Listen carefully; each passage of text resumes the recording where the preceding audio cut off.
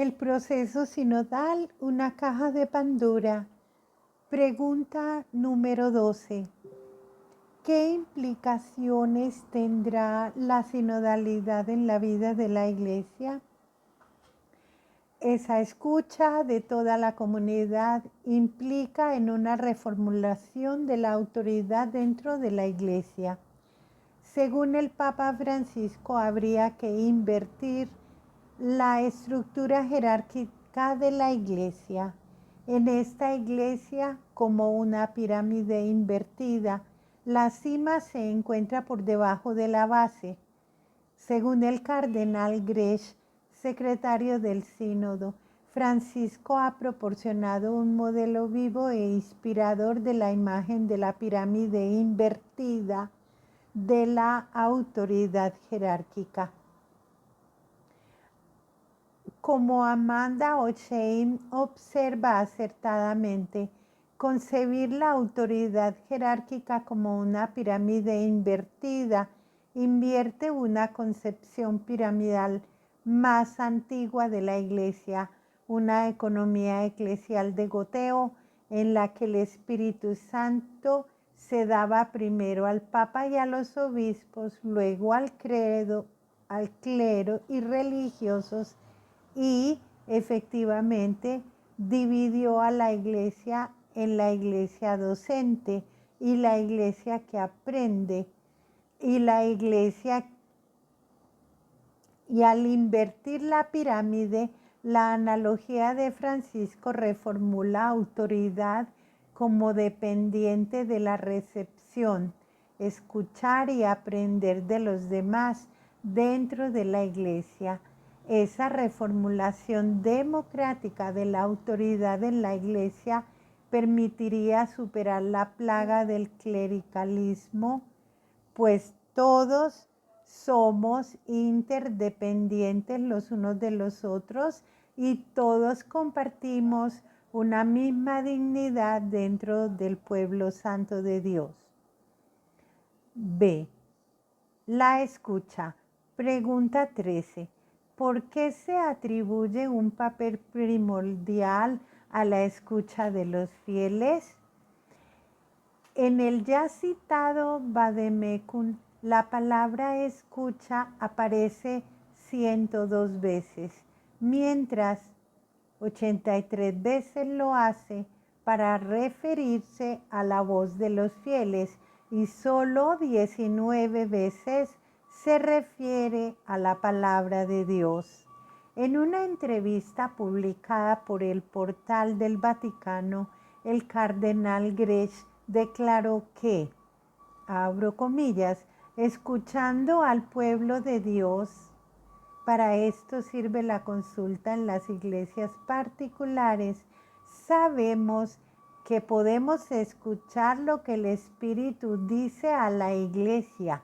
Esto no quiere decir que sea el pueblo de Dios quien determine el camino de la iglesia. A la función profética de todo el pueblo de Dios corresponde la tarea de discernimiento de los pastores.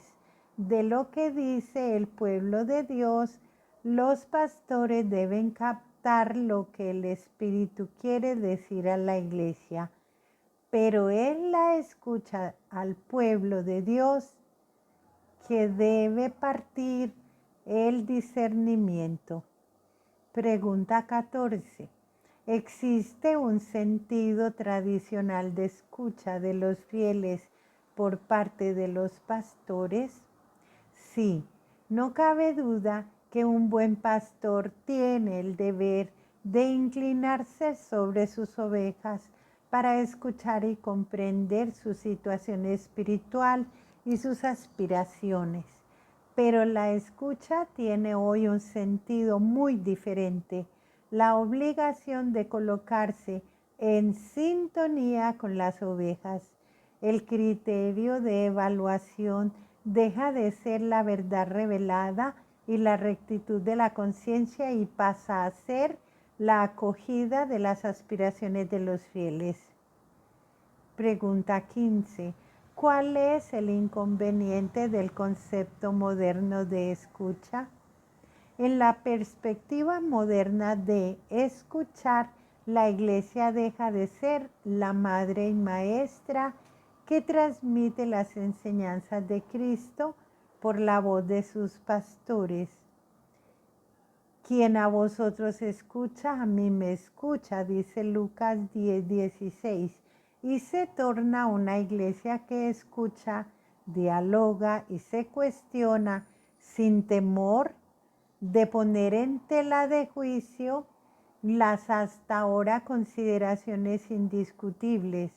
Escuchar es el primer paso, pero requiere una mente y un corazón abiertos, afirma el Vademecum, para lo que es necesario liberar nuestra mente y nuestro corazón de los prejuicios y estereotipos.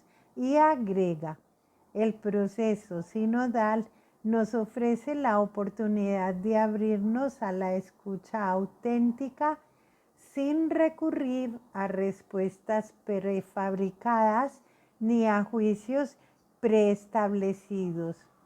Nótese que en el texto citado encima, el cardenal Mario Grech afirma que el discernimiento del obispo no consiste en verificar si lo que dice el pueblo de Dios coincide con lo que enseña la revelación divina, sino todo lo contrario, consiste en captar lo que el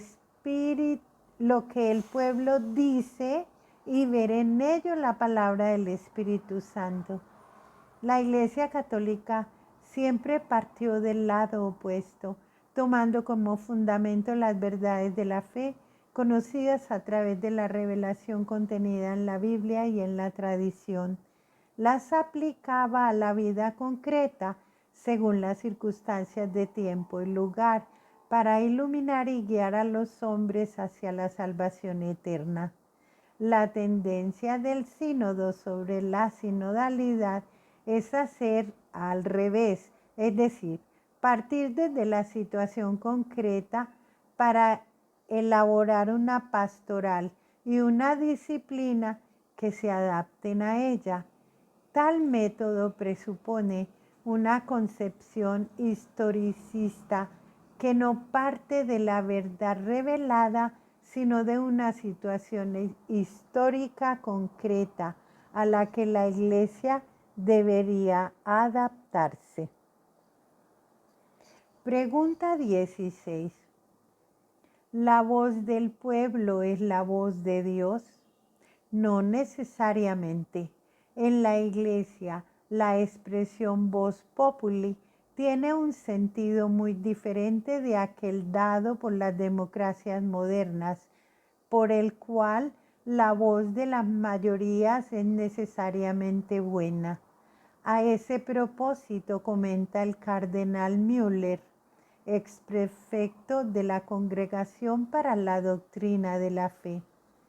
La participación de todos los creyentes en el oficio profético, real y sacerdotal de la Iglesia se funda sacramentalmente en el bautismo, en el nombre del Padre, del Hijo y del Espíritu Santo, y no en la potestad que emana del pueblo, como en el régimen constitucional de los obispos, presbíteros, diáconos.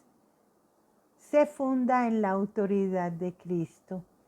El llamado a la voz del pueblo ha sido bastante ambivalente en la historia. El pueblo de Atenas a menudo se ofendía con sus filósofos y condenó democráticamente a Sócrates a muerte. El pueblo de Dios se quejó contra el Señor repetidamente. Pilato pudo decir con cinismo a Jesús: tu pueblo y los principales sacerdotes te han entregado a mí. Juan 18:35. El pueblo mesiánico de Dios en la nueva alianza, en cambio, se caracteriza por el hecho de que todos los creyentes escuchan la palabra de Dios en cuanto participan juntos del sacerdocio de Cristo, y los obispos y presbíteros ordenados santifican, guían y enseñan al pueblo sacerdotal en la persona de Cristo, cabeza de la Iglesia.